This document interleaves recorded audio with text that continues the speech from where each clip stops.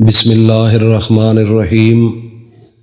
شروع اللہ کے نام سے جو بڑا مہربان نہایت رحم والا ہے۔ وہ یکتا ہے اور نیک لوگوں کا ولی ہے، اور میں یہ گواہی دیتا ہوں کہ اللہ کے سوا کوئی عبادت کے لائق نہیں۔ وہ اکیلا ہے، اس کا کوئی شریک نہیں۔ اور میں یہ بھی گواہی دیتا ہوں کہ حضرت محمد الرسول اللہ صلی اللہ علیہ وآلہ وسلم اللہ کے بندے، اس کے رسول اور آخری نبی ہیں۔ اے میرے اللہ، میرے نبی حضرت محمد مصطفیٰ صلی اللہ علیہ وآلہ وسلم پر اور ان کی آل پر اور ان کے تمام صحابہ اکرام رضی اللہ تعالی عنہم اجمعین پر اپنی خاص رحمتیں، برکتیں اور سلامتی نازل فرما۔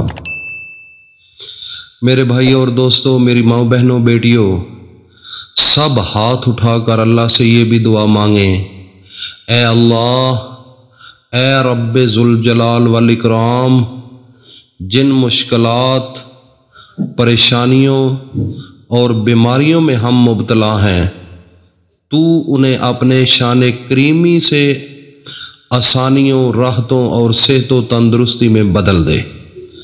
ہمیں دنیا و آخرت کی بھلائی اور اپنی رحمت عطا فرما، اور اپنے سوا کسی کا محتاج نہ رکھ۔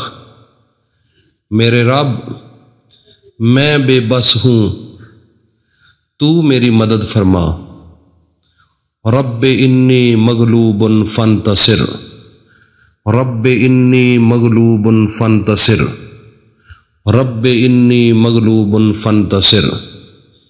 عزیزان من، اللہ تعالیٰ سے یہ دعا ضرور کیا کریں۔ خصوصاً میری مائیں، بہنیں، بیٹیاں سے میں التماس کروں گا کہ اس دعا کو زبانی یاد کر لیں کہ رب انی مغلوب فانتصر۔ یہ میرے نبی کی اتنی پیاری دعا ہے۔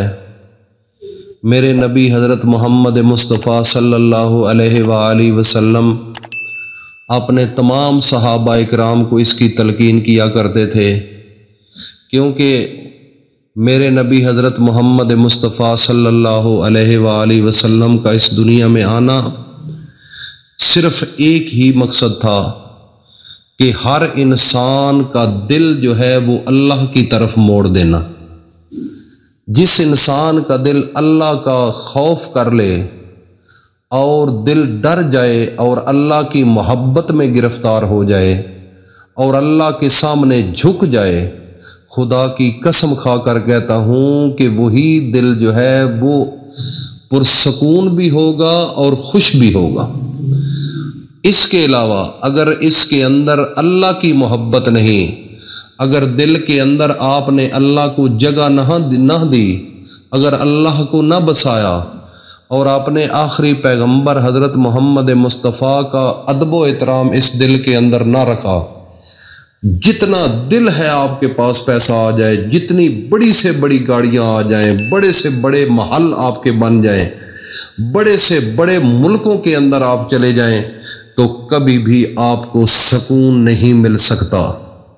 آپ کبھی بھی یہ مطمئن نہیں ہوں گے کہ میں اس دنیا پر آیا ہوں اور مجھے سکون ہے۔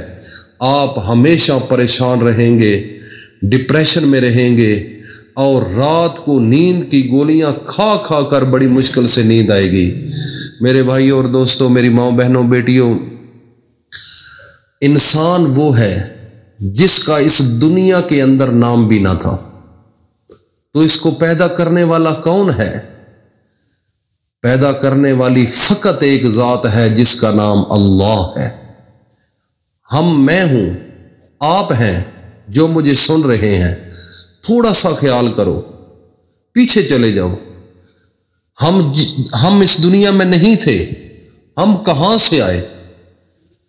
ہم کہاں سے آئے؟ سوچو، باپ آپ کا آپ کی ماں کے ساتھ ملا، وہ ایک گندا پانی تھا، آپ کی پشت سے نکلا اور ماں کے پیٹ میں گیا، اور وہاں پر اللہ نے اپنی قدرت کی مشینیں لگا کر آپ کی شکل و صورت بنائی، آپ کا وجود تیار کیا، 360 جوڑ بنائے اور وہاں پر اللہ نے فرشتوں کی ڈیوٹی لگائی اور وہاں پر فرشتوں نے آپ کی آنکھیں بنائی، آپ کے کان بنائے، آپ کا دماغ بنایا، آپ کا دل بنایا، آپ کے ہاتھ بنائے، آپ کے پاؤں بنائے، آپ کا پورا وجود خوبصورت بنایا۔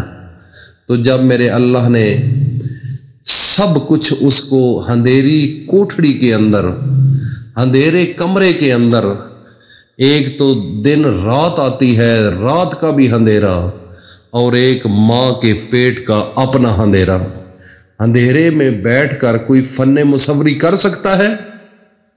کوئی تصویر بنا سکتا ہے؟ کوئی کام کر سکتا ہے؟ میرے بھائی اور دوستو، یہ میرا اللہ ہے جو اس اندھیرے کمرے میں فرشتوں کی ڈیوٹی سے اپنی قدرت کے ساتھ آپ کو تخلیق کیا اور اتنا خوبصورت بنایا، اور وہاں پر آپ کو جتنی غذا کی ضرورت تھی، جتنے وٹامنس، جتنا پانی، جتنی نمکیات، لحمیات، جتنی چیزیں چاہیے تھی، اللہ نے وہاں پر آپ کو پہنچائی۔ اور وہاں سے پھر جب آپ کو خوبصورت مکمل بنا دیا تو اس میں آپ میں مکمل آپ کا جسم، آپ کی روح مکمل ہونے کے بعد آپ کو اللہ نے ماں کے پیٹ سے باہر نکالنے کے بعد آپ اس وقت مانگ نہیں سکتے تھے، اپنی غذا مانگ نہیں سکتے تھے۔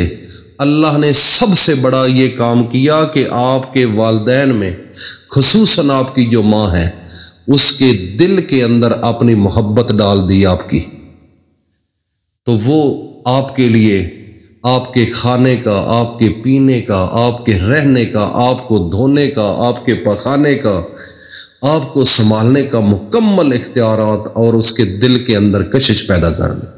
تو یہ کون ہے کرنے والا؟ یہ میرا اللہ ہے۔ تو میرے بھائی اور دوستو، یہ ایک بڑی لمبی گفتگو ہے، انشاءاللہ آپ کے ساتھ یہ ڈسکشن ہوتی رہے گی۔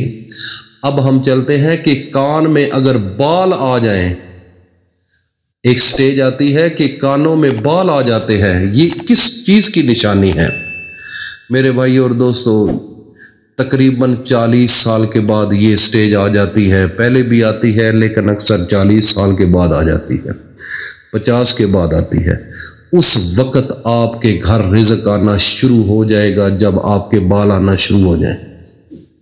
میرے بھائی اور دوستو، میں بڑی بات کہہ گیا ہوں، یہ خوش نصیب لوگوں کی نشانی ہے، اللہ والوں کی نشانی ہے، اللہ کے نیک بندوں کی نشانی ہے۔ جب بال آ جائیں تو اس وقت آپ یہ سمجھ جائیں کہ اب میری سٹیج عاجزی کی ہے۔ اس وقت آپ جھک جائیں اللہ کے سامنے، اللہ سے معافی مانگیں، اور اس کے بعد اللہ تعالیٰ آپ کو رزق دے گا، اور آپ نے اپنی زندگی کے اندر کسی کے ساتھ ظلم نہیں کرنا اس کے بعد جب بال آ جائیں، ورنہ پچھتاؤ گے۔ یہ میں بڑی بات کہہ گیا ہوں۔ اللہ پاک ہم سب کو اس پر عمل کی توفیق عطا فرمائے۔ السلام علیکم ورحمۃ اللہ وبرکاتہ۔